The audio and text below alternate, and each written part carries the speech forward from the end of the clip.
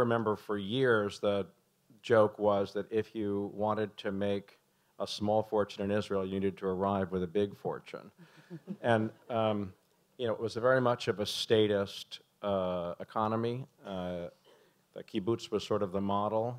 I believe that nobody was declared a millionaire in Israel until about 1963. And then Ma'ariv wrote a big story about the first millionaire. Of course, he wasn't living in Israel. He was dealing in commodities in Africa. But it's a very different place today. I've been going there for many, many years and witnessing the changes, and they're startling and fascinating. And you know, Israel is today, in many ways, a much more American-style economy with an enormous gap between the very wealthy and the very poor, among the largest gaps in the OECD, like the United States and maybe Brazil. And that's an issue that the country has to deal with, but it is also, as we all know from the book Startup Nation and from having paid attention for the last 5 or 10 years, just an amazing hothouse for high-tech innovation and the whole startup culture. And today, of course, it has produced Waze, which was, you know, bought for $40 trillion or whatever by Google. And, you know, a place where AOL and 3M and Yahoo and eBay and so forth have bought companies that have invested. So it's a very different place and a fascinating one. And of course, I think that if you look at countries with companies on the New York Stock Exchange and the NASDAQ, little Israel is number 4 after the US, China, and Canada, I believe. So one question that I thought we'd talk about, which was dealt with in that book, but is still a pretty interesting one that I wanted to engage you both on, is sort of why Israel? What is it about Israel that has created this culture? And then I want to talk about, you know, some of the implications of that. So why don't I start with you, Michal, and ask you, you know, what is it you think about Israel that has led to this? I mean, you were involved in a lot of these things. I'll just take 10 more seconds to say that Pelephone was like my favorite thing in the early 90s. We used to carry around these bricks of telephones, right? But you know, in the United States, people were not using cell phones in the same way, and they were, as a reporter, for me, it was completely fabulous. So, so what is it, do you think? You don't need me. You had the whole book about it. I did. And there is a book. I think many of the things that have been repeated again and again are, first and foremost, is the culture that really let you fail and receive failure as just another way of trying, which is one of the things I think now understood to be so important, so contributing to the success. And also the Israeli need to do things on their own. When I started raising the money, people told me, for the fund, people told me it will take a lot of time and you have to find. I said, they don't understand anything. I would do it quickly. They just have to understand how a great offer we have. And it takes a lot of time and you have to meet so many people. So you mean being delusional helps? As well, yeah. Yes. It's part of a visionary, is delusionally. But do you agree with this, Adam, that it's actually a society that accepts or honors failure more than other societies do? Well, some sectors of society, not all. But I would like to point to something which is very different and is not in the book, which is teamwork. So I met yesterday, I met a friend for lunch, somebody about my age that started the company together with his son. And after a year, he decided that his son is going to be the CEO and he is going to be the CTO. So CEO is the guy that runs the company. He's going to be the technical part, which sounds a little strange, I think, for most people. And then he told me about a decision that they made, that they hired somebody who was really, really brilliant. His son said, don't do it, but he did. And here are the considerations. His son said, the guy is not a team player, and so we can't have him. And the father says, it doesn't matter, he's really brilliant. The guy was fired after 2 months. And that's when the father decided that there's something about this world he doesn't understand. And there is something about the Israeli culture, partly what you do in high school, partly what you do in the army, that teaches you to work in groups, to rely on people, to get help, to give help to people. It's not so obvious for people that did not grow in the country, and this is now recognized to be a central piece of the way high-tech works everywhere in the world. If you're not a team player, you can't do it.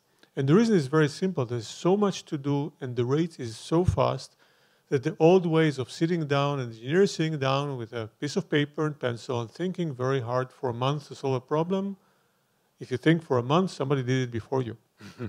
So the thing to do is to sit there for 5 minutes, realize what the problem is, spend 2 more minutes on thinking who is it that you know that can solve it in 5 seconds, give him a call, and 5 minutes later, problem solved, you go to the next one.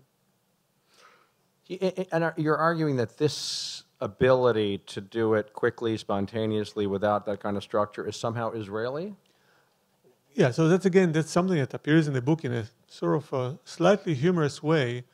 It says, fortunately, the country as an institution is so disorganized that you have to learn to improvise at all times. So let me take this to the professional vocabulary. There's something which started about 15 years ago, which is called agile programming. It's a way to write software, but it's a philosophy about how to write software. Those of us that learned how to write software when we were in college, which was for me many years ago, you start with a very clear picture of the whole structure of everything, and then you start filling in details, and when everything is placed, you start programming. Well, for the same reason I described before, that does not work in technology today. What you do is you get a vague idea of what is it you want to do, and you build a small prototype that does part of it. And you show it to the person that needs the solution, and you ask him, is this good? Does that do what you want? What are the problems? You get some criticism, you do another cycle. Okay. And a cycle is a week, not a year. So, I mean, there's another issue, right, that the book does raise that I want to engage you a little bit more on, Michal, and that is this sort of youthful nature of high-tech life and the fact that in Israel, because the military absorbs most of the youth, not all of them, and we'll get to that in a minute too, and sort of offers them a lot of responsibility and decision-making capacity.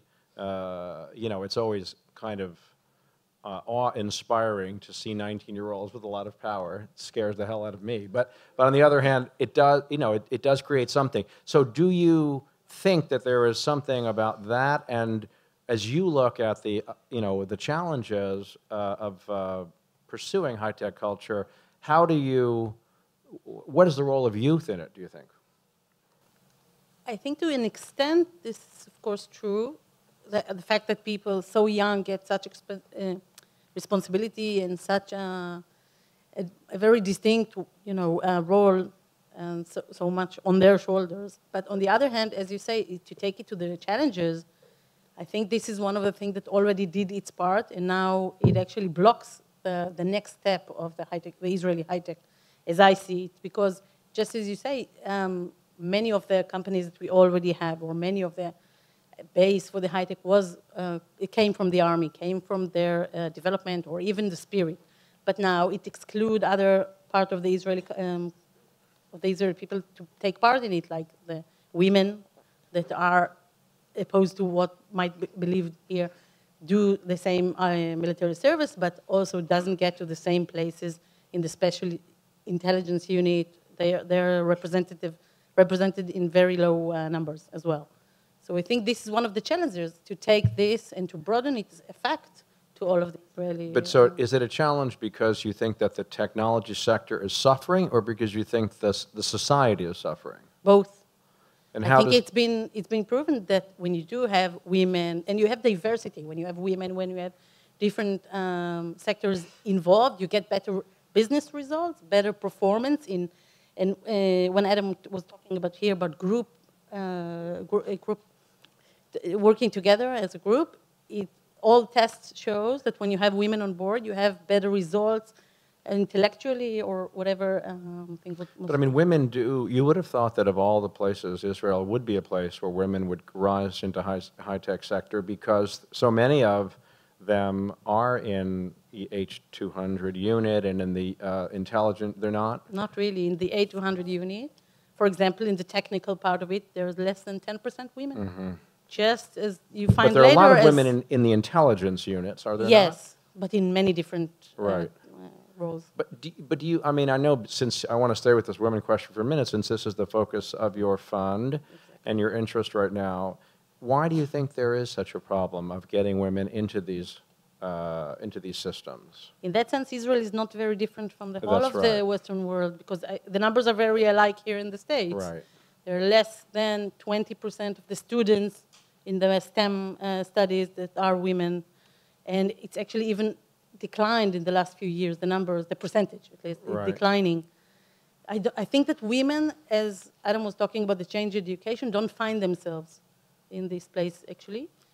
And some of them, you can say that this is not the only way to get to entrepreneurship and to the startup community, but it's one of the major gates. When you say they don't find themselves, you mean that they don't see, they're not mirrored. They don't find women to emulate. Exactly. Okay. There aren't any role models. There are fewer fewer role models, not enough, of course. And even the women that made it, and they are having companies and sold companies in millions, they don't work as their own PR representative. You don't hear about them so much. They don't understand their role in becoming role models in that sense. Adam, what do you think? I mean, I mean, it's just I know it's a delicate topic, but you know, it's kind of unclear to me. What you say is certainly true, but on the other hand, it sort of manifests that this is a great way to make a living today, and you'd have thought that bright young women would get it and wouldn't need to be reflected. They would just do it, but they're not. What do you think? So, taking the risk of not being politically correct, Yeah, women and men are different. Okay. Anyone who's tweeting that, just get that straight. Yeah, right. Okay. The whole education in science and technology and the whole system of role models were developed by men. They were developed by men for men. We've been trying at the electrical engineering department at Technion for the last 15 years to increase the percentage of women. So just to give you an idea, when I went to college, the percentage of women was somewhere between 1 woman per group of 300, which is less than 1%, and went up to about 4%. And it's been increasing ever since, partly as a result of some conscious efforts to bring women in. And it's at electrical engineering and at Technion, it's now 20%, which for electrical engineering is extremely high. But I'll just tell you 2 stories about why this happens.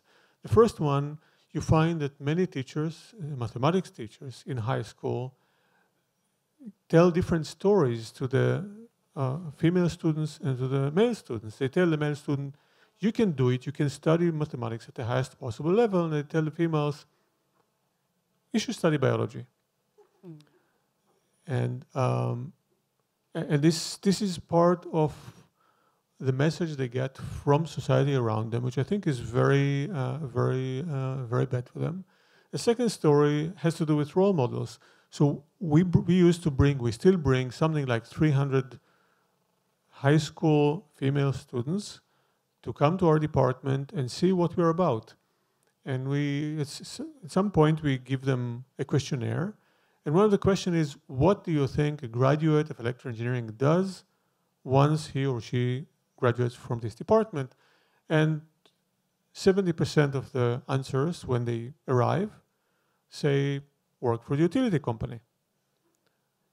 And after spending half a day with us, nobody writes utility company, because actually the percentage of our students that go to utility company is 0. They go from small colleges, but not from our department because it's a high-tech department. So there's something about the concept of what high-tech is about, and there's something about the message from the education system that unfortunately is driving women in the wrong direction. Add to that the fact that the things that are attractive to most women are different than the things that are attractive to most men, and the need to face a challenge is statistically different. You just have to educate them in a different way. They can get to exactly the same point. You just have to do it in a different way, and we are not doing it. And on top of that, if I may add, when they do get into the game in that sense, when they try to start their own companies, they find the barriers, mostly of the funding. This is why we came to fix that in a way, but also to profit of it, they find that they're not in the game because, as Adam mentioned earlier, when you start a company usually, and when you look for these people that can help you with answers, you look around to your friends, the one that were together with you studying, men, or in the army unit, men again. And even later, when you go to investors, usually you go with contacts, with somebody open the door, and there aren't anybody to open the door for these women. They don't know them. And even if they do get and present, there's so many studies that show that attractive men are received as much more reliable and much more, that it's an inherent bias in the industry. I'm sure nobody wants to. And when you do ask the VC industry, they say, we want more entrepreneurs, we want more women.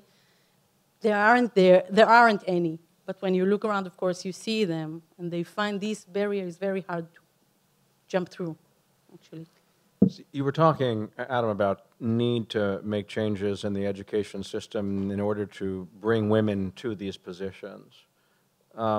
Let's talk generally about education for a minute, about the changes that the high-tech world and the startup culture have produced in education, right?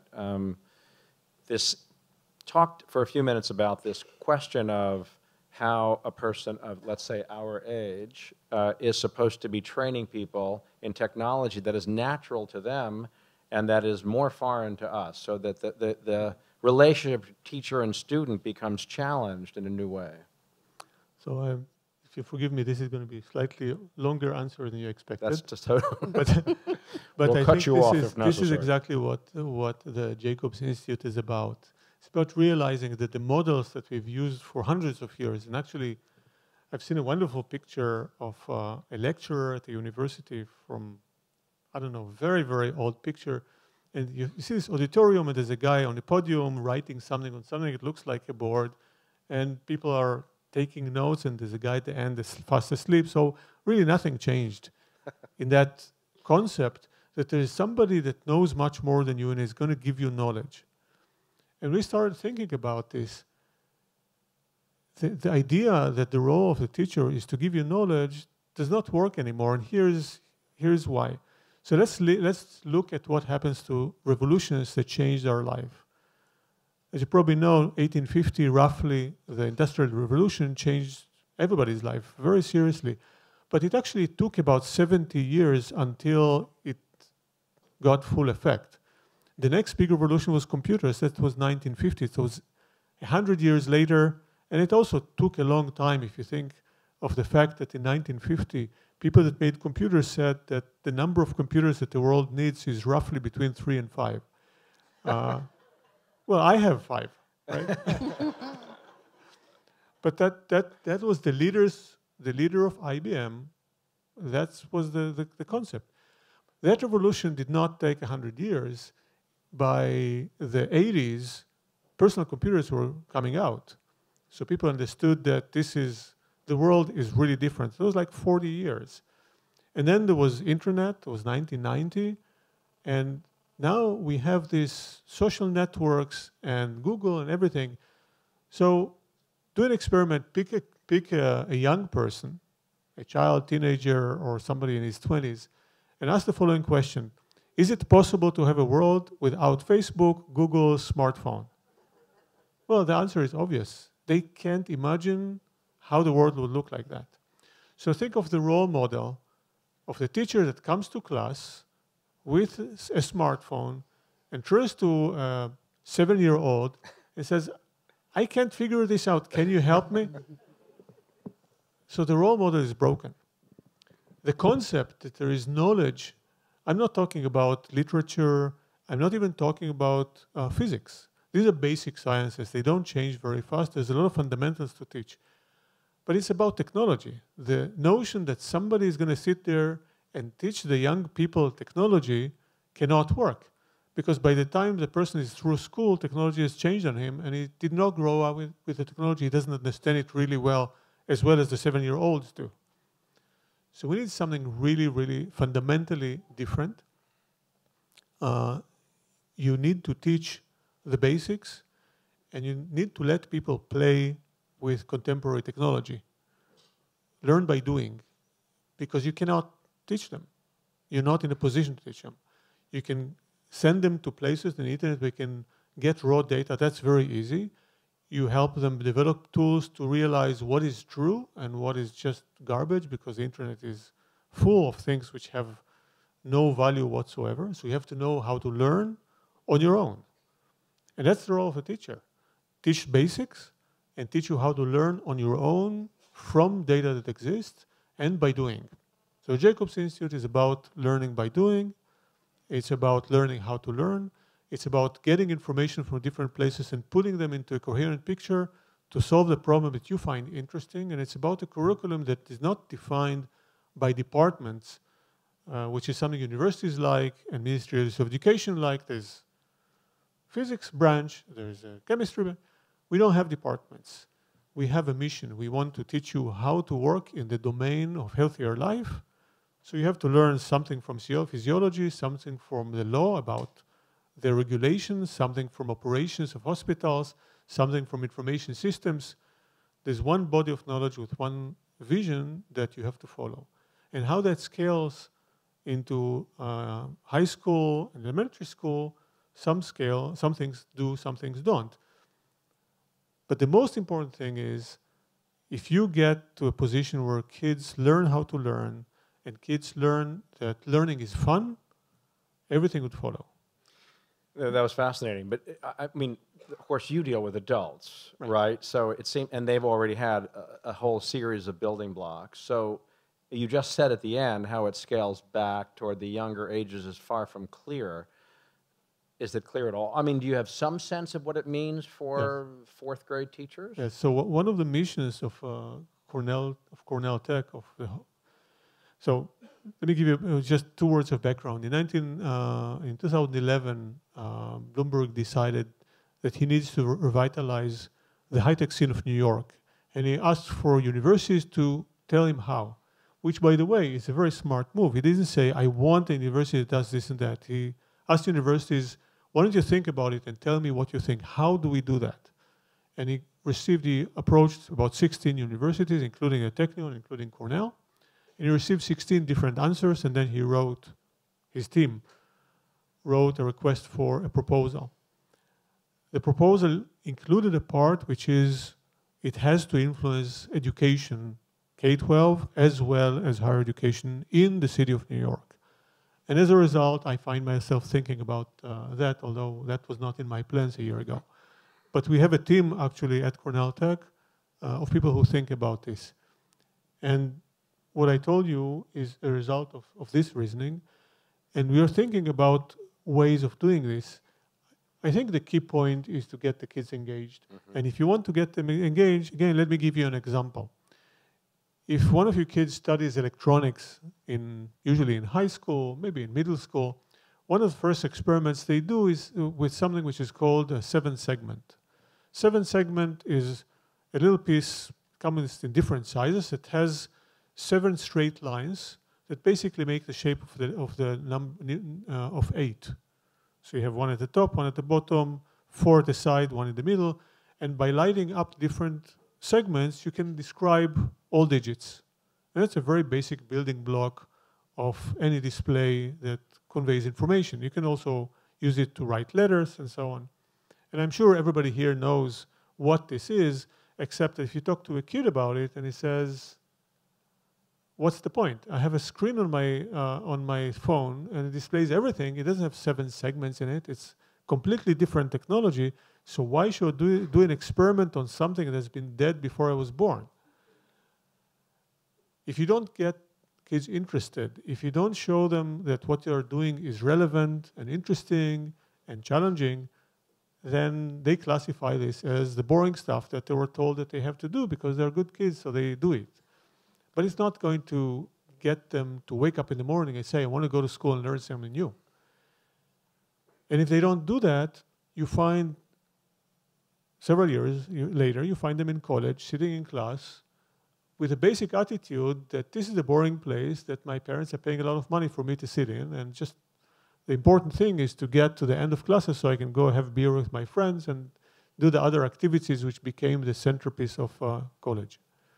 But it all starts very, very early when kids do things which they know are not relevant. They're old. Michal, I want to ask you a little bit about this, what Adam was saying. There are a couple of things about it that make me nervous. One question I have for you is whether there is a lesson from what he said specifically about the girl-women question that you raised. Definitely.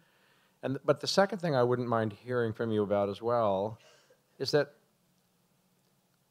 I mean, I think of education as not just, you know, a set of technical skills that promote a career, but, you know, is a basis for decent citizenship, for the transmission of civilization, and that, you know, I'm sorry if it's a little hard to read Dante, but, you know, it's kind of useful for you. Definitely. People have, there's a history here, and we're not savages and all that, and it makes me a little nervous to think that, you know, that we're worried about them getting bored, and so we only want them to do stuff. What do you think? No, I totally agree. Though this might be one of the ways when education changes from a teacher that just stands and lectures the younger ones to something that it doesn't really matter if we don't want them to be bored, or we really want them to solve problems, to use all their basic capabilities to move forward and learn. This is also bringing more people into the game in that sense. It's a known thing that girls leave or decide against going into harder levels of math and studies around the age of 14, when it becomes socially unacceptable to be, not unacceptable, but not rewarding to be very smart, to be very geeky. It's much more important what the boy in the other table thinks of you, and you want to be pretty, and you want to be nice, and you want to be friendly.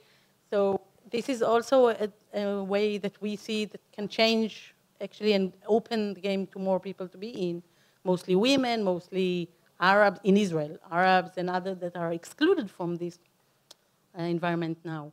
So let's talk about. You want to take something about women? No, I want to say something about. I now realize that I was concentrating on a very small piece of education part, which made the wrong way. So let me widen this just a little bit. So think about STEM. What does STEM say? It starts with science. It's true that T comes next, but it's just because it was expedient. But really, the education starts with science in this direction, with science, mathematics, and you build technology on top of that. In terms of the ability of kids to learn things, technology is the thing they see every day. You start teaching them science, in many cases, it's really not interesting and they don't see the point. If you start teaching the technology and then build science as a way to explain and to develop technology, then they're interested. It's the same, you end up knowing the same stuff, but you end up being interested. Everything I had to say is predicated on the fact that technology changes very fast. History doesn't. The rate of change of history is the same. It's like 1 day per day. Literature doesn't change that fast. The arts do not change, and the basic sciences do not change very fast, and there's a way to teach them. In the sector of technology, the concept was that this is the last thing that you learn. I think in today's world, if you don't make it one of the first things, you lose a great tool to get the kids interested, involved, and as a result, spend more on studying that science that you need, and everything else is just education. That's different. Let's talk a little bit more about Israel. In the beginning of our conversation, Michal, you did talk about how it's become restricted, partly through the, you know, which kids end up in the fancy units of the military. But we do have, and as I said in my opening remarks, there is a growing gap in Israel between the very wealthy and the least well-off. So I want to talk a little bit about that because I think that high tech and the startup culture are driving the economy to some extent. I mean, I don't want to overstate it. Not that many people work in high tech, but still, it's a very significant sector. And talk for a few minutes, Michal, about who is being left out, and not just why that upsets you, I'm assuming it does, but why it's bad for Israel and why it's an issue that it needs to focus on. Well, I started with the women. Right. Because as I said, there's less than 22% of women at all in the high-tech industry taking part, even in assisting jobs in that sense, not only in the technical, I mean in marketing and everything. There's very few, as opposed to more than 50 in the 20% of the population. And less than 9% of them are entrepreneurs that coming with viable startups that are some of the 5,000 startups that we have in Israel, which is an amazing number. And on top of that, if you take the Arab that are 20% of the population, and I don't know, I think the last numbers I saw that were less than 3% of the high-tech industry. And of course, the Orthodox also that are left out of most of the business, actually, sectors in Israel, but also in the high-tech, they don't have their representation at all.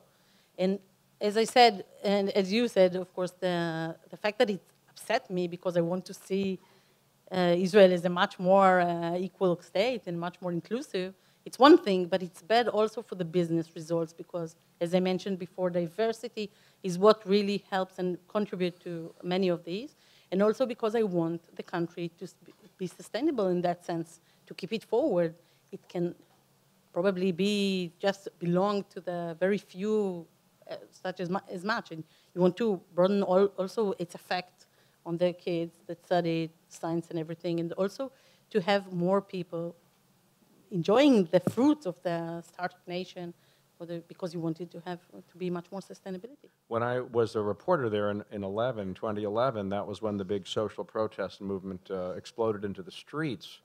And I very much had the feeling that the movement, which is, it's all kind of diffuse today, and we don't know quite where it's going, if anywhere, but that at the time I certainly felt that it was driven partly, if not largely, by a sense of anger about a certain sector of society being able to enjoy the fruits of the economy, and the rest not, right? There was this, in other words, the government and the sort of broad message was, we are now wealthy, and many people are going, well, someone's wealthy, but not me. Maybe you are, and I can't even afford my rent or the famous pot of cottage cheese. But anyway, so in other words, it is actually not just what you care about. It does. I mean, do you agree with Adam that that's driving partly some of the dissatisfaction in Israel?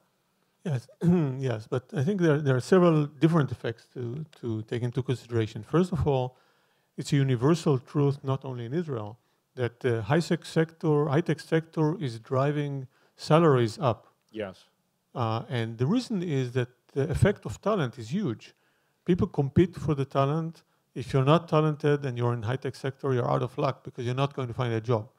But if you're talented, salaries go up, and they create very strange situation where very young people are making a huge amount of money. So I talked to my daughter yesterday. She's studying computer science. She's a student. She's just finished 2 years of college. And she's offered a salary which is 3 times minimum wage.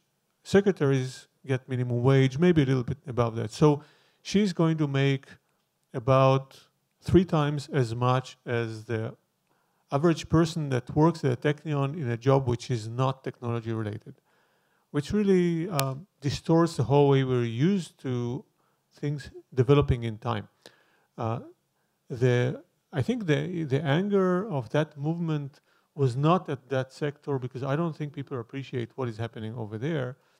It was towards people who are very rich, and as a result of using the general population, either because they had the power to change government regulations, or they had a monopoly, somehow in a way which is considered to be not fair, not a fair play. But I think Michal is absolutely right in that we are leaving out several sectors that constitute a huge part of our society. And this is bad, again, and for 2 different reasons. First of all, the major thing that high-tech industry everywhere in the world is short of is people. It's true in New York. New York is a place that can attract people from anywhere in the world, but you just pick somebody that works in high-tech in a management position, ask him, what is it that is most difficult for you? And he will tell you, hiring people. Talented people. Everywhere. So if you can produce a little bit more of talented people, our industry will grow and everybody will be much happier. The second part has to do with the difference between the level of income between different groups in the country that you alluded to. it's a very big difference. If your family, if somebody in your family is in the high-tech sector, the whole family benefits to a very large extent. And we need to get these people in. There are some attempts, organized attempts in the country, mostly by philanthropists, but also by the military and by the government, trying to get people from remote areas, kids from remote areas, to study at leading universities, trying to take people who are ultra-Orthodox and want a way out, and there are quite a few of those. We have a course at the Technion that lasts 18 months. You take someone that spent all his life studying Talmud and Bible and nothing else. And by the way, just an anecdote, the first time that was taught, there was a teacher that was supposed to teach them mathematics, and he started with multiplication table because just to make sure everybody is online with him. And he wrote 8 times 9, and he says, well, and there was dead silence. And one of the people in the class says, I know what the 8 is and what 9 is. What is that thing in the middle? Now, these people, after 18 months, these people know how to learn. They spend their life learning how to learn. 18 months later, 50% of them were admitted to the Technion, which is the most selective of universities in Israel, 50%. So you can do something with these people, but you have to find a way to motivate them, to give them a role model, and then give them the place that will move them from where they are now to the new era. So definitely, if I may add, because as I was telling before, when I started the fund and I met the guy that made Jimmy Levy, who is the head of there is an Arab dedicated fund for Arab entrepreneurs that the government gave money, a lot of money for it. Not only the government, it was also private money. And when he gave me the pitch and told me of all their barriers, it was so similar, just one-to-one to mine in that sense. He said, well, an Arab guy, even that graduated with very high distinction from his school and went to the Technion and learned there. And then what are the odds of him getting to the VC companies, most of them sit in Herzliya Pituach? What are the chances he would get there even and cross all the barriers? And it's just the same. But it was obvious, and the government saw right through it and gave money for it. And it's much harder to say it about women. And now I understand that they're doing the same with the Orthodox community as well. So and it's interesting, yeah. Yeah, okay. So questions, please. My wife and I are visiting you from Thousand Oaks, California. And it's very nice to be here and see some rain for a change. Thousand Oaks is the home of Amgen, which is the biggest biotechnology company in the world. And we see people from all over the world. I'm a physician. I see patients from them. All over the world, people working there, coming back and forth, Europeans, Asians, everywhere. And I worry that Israel, because of the political environment and the isolation, that there are factors in the world they're trying to create, that you're not going to have this free flow of people going back and forth. Are you seeing that at all? Do you worry about that all in high technology? I was just wondering comments on that. So that's part of the question I posed. So let's hear what experiences you guys have had. So it's an excellent question. So a year ago, I was still the chairman of electrical engineering department, and I received an application from somebody in China that says that he wants to become a faculty member in our department. So I asked around to see if the guy is worth pursuing, because you probably understand that trying to bring to Israel somebody from China who does not work in agriculture is not that easy. So I received an answer for somebody that knows the Chinese scene. He says, I know everything that happens in China in physics. The guy is a physicist. He's the best physicist of his generation in China. I said, well, that sounds very promising. Let's try to bring him to Israel. So I talked to Technion administration, and I said, can you find a way with Israeli authorities so we can bring somebody in a way that is done everywhere, including, by the way, Switzerland, which is one of the most difficult countries in the world to immigrate to, unless you're a brilliant person from academia. So I received a very long answer from our administration. The answer was no. I'm very worried that Israel, because of political reasons, is keeping away brilliant people that can really help the economy and the education in Israel. And I'm not talking about 10,000 a year. I'm talking about 10 per year. The other part I'm worried about is about Israelis leaving the country, and that's something that discussed before. On the positive side, I can tell you that you'll find that people educated in the East are still one serious step behind Israel because of the culture and the education that really work in our advantage. They're very conservative, they're very obedient. Let me tell you just one more story. I think it's a great story about technology that very few people know. Is there anybody here that never heard of Intel? No, all right? Just checking, right?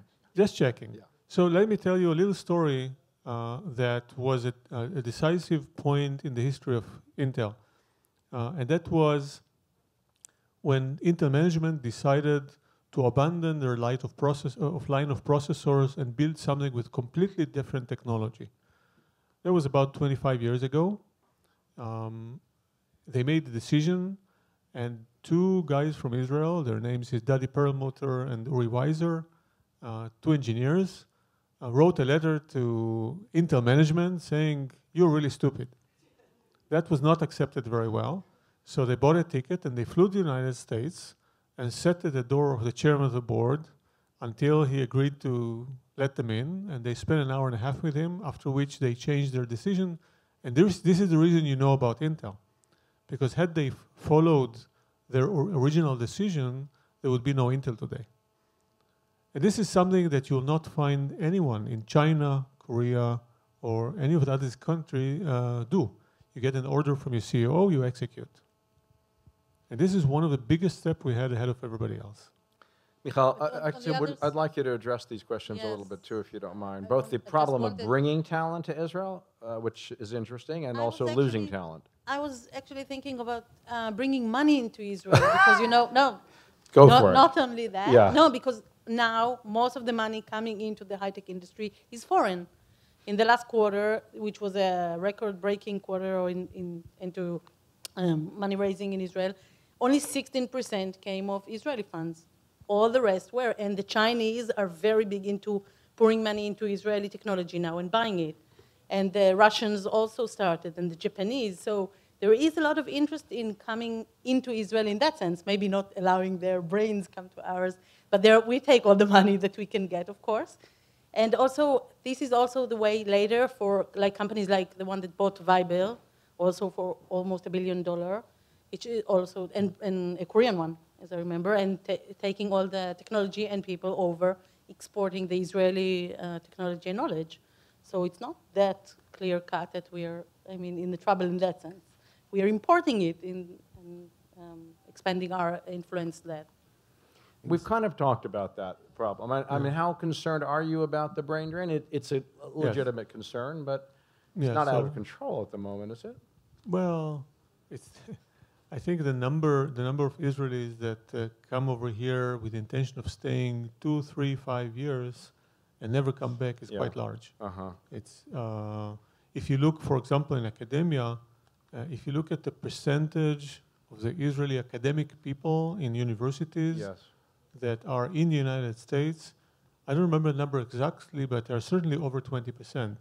The next country in the world is Holland with 2%. So it's very, very significant in academia, in particular area of high tech.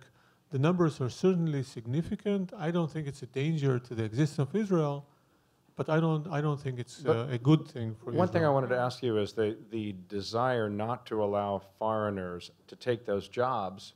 It partly driven by, I'm sure, a level of prejudice, but is it not driven by a desire to keep these jobs open for Israelis? No. The issue with foreigners having work in Israel, if you really want to be really wild, we're talking about 100 people per year. That's not the numbers. It's not going to endanger anything. But I think really we live in a free world. I think the only thing you can do, and something that we really should try to do, is make Israel a place where people want to live. I find a lot of Israelis that stay here say, I'm going to be here until the end of the current regime because I really can't stand their politics. And I can't stand what is happening as a result of this 2011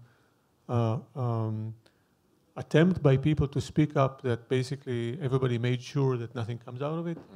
So it's about working with society. This is the only tool I think we have to slightly reduce this, and I think some back and forth is very good for the country. But I agree that the numbers are on the high side. Ma'am, right there, please.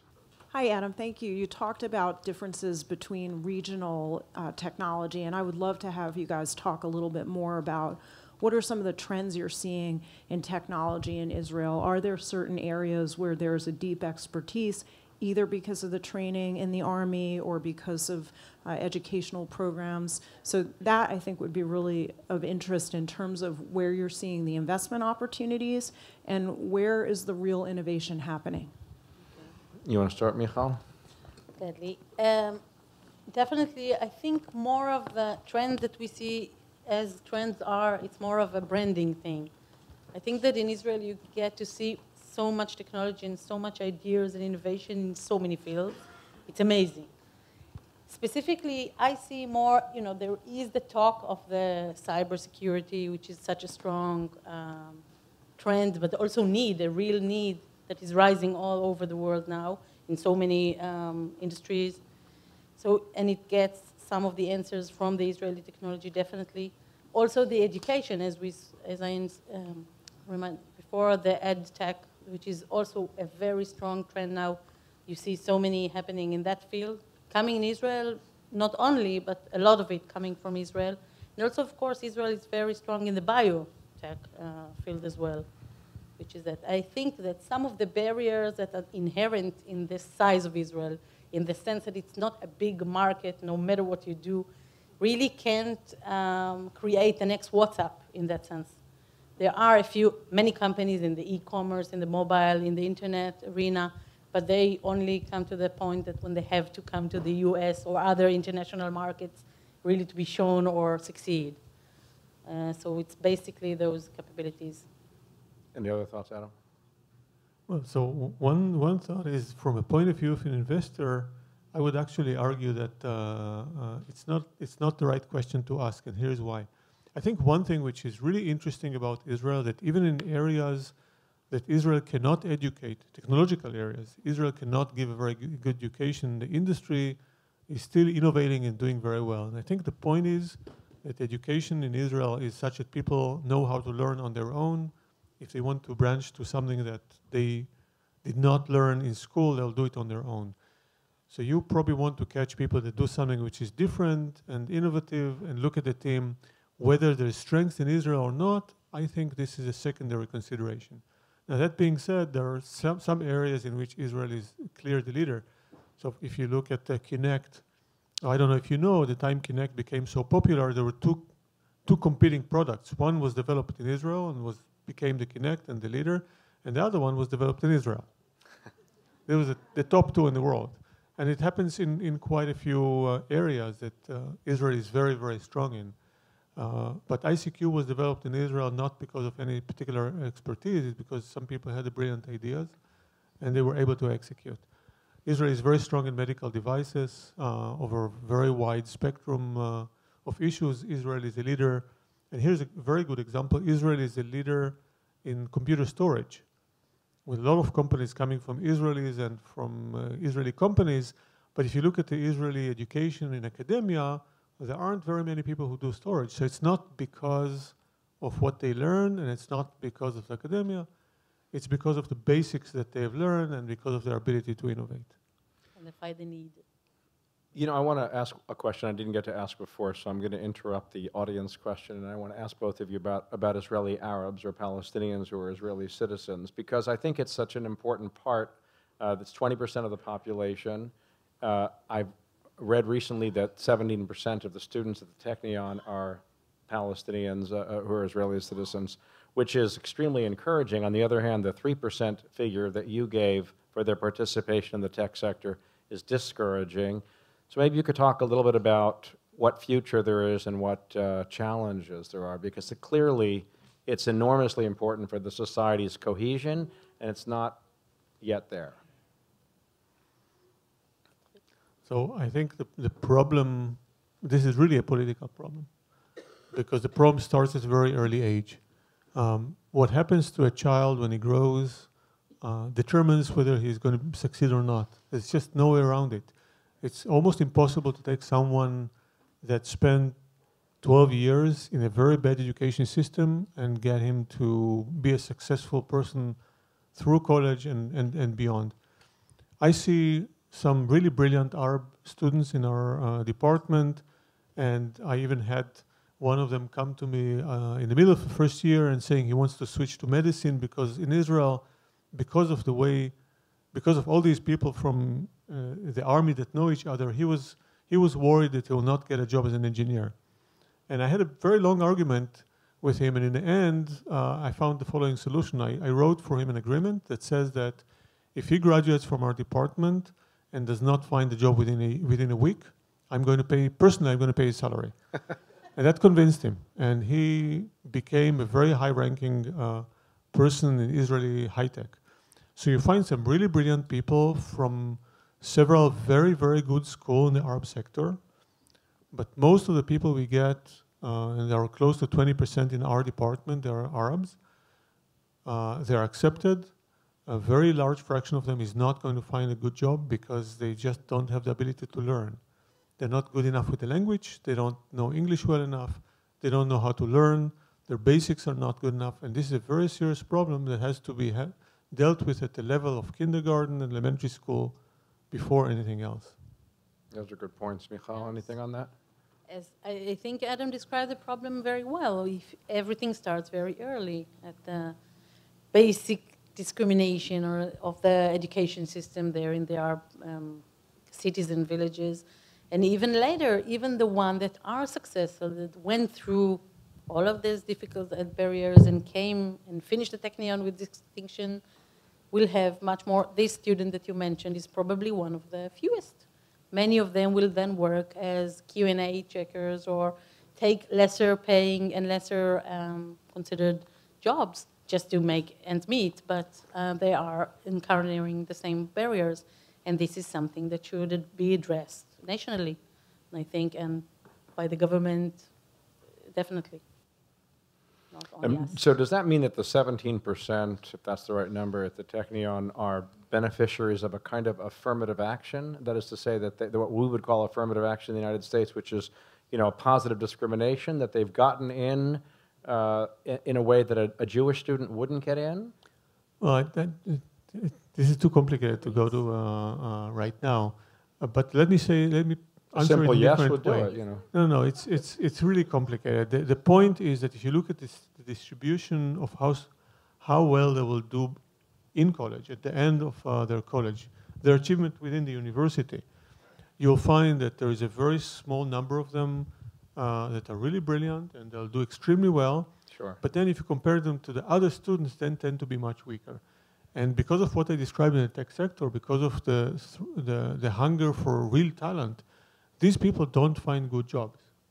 There's another aspect which has nothing to do with their talent that is addressed, maybe not enough, but there is an incubator in Tzfat, in Nazareth, which works really very well. There are some attempts to help them overcome the problem of unintentional discrimination, and that is working. But I still see the percentage that comes from these places and the way they are distributed, that something is missing in the earlier education that has to be addressed.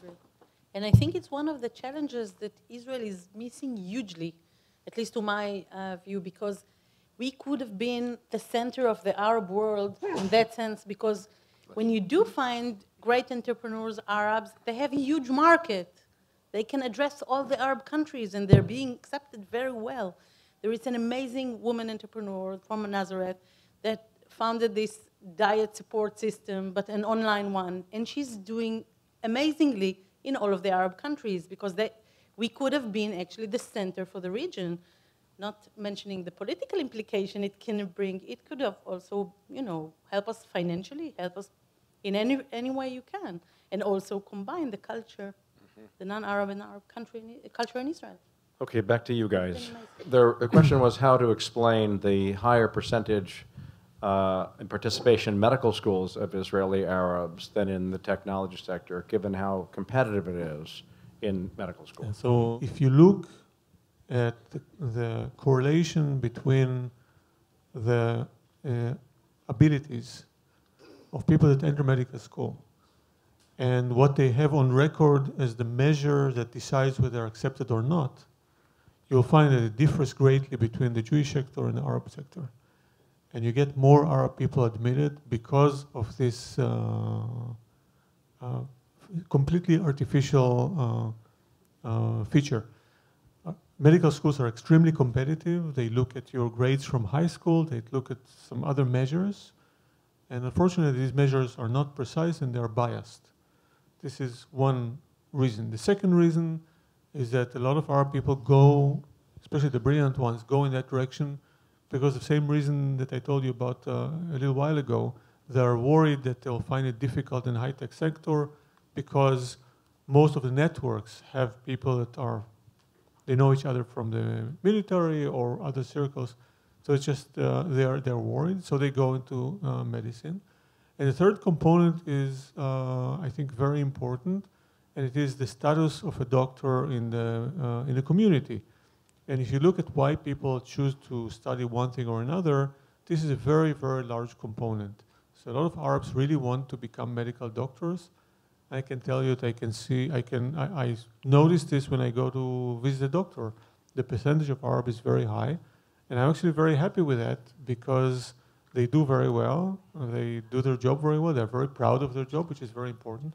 You probably don't know that about 50% of the Jewish doctors never work as doctors. They go to do something else.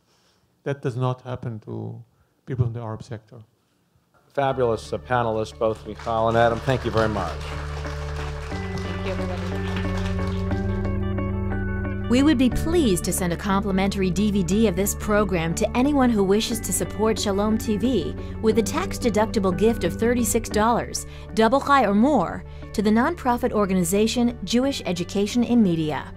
Simply visit the Shalom TV website homepage and click on the Donate button to make a donation by PayPal or your credit card. And please indicate the program for which you would like a DVD. Or you can send your tax-deductible check made out to GEM, Post Office Box 180, Riverdale Station, Bronx, New York, 10471. And again, please remember to indicate which program you would like to receive on DVD with our compliments. And we thank you for your kind support.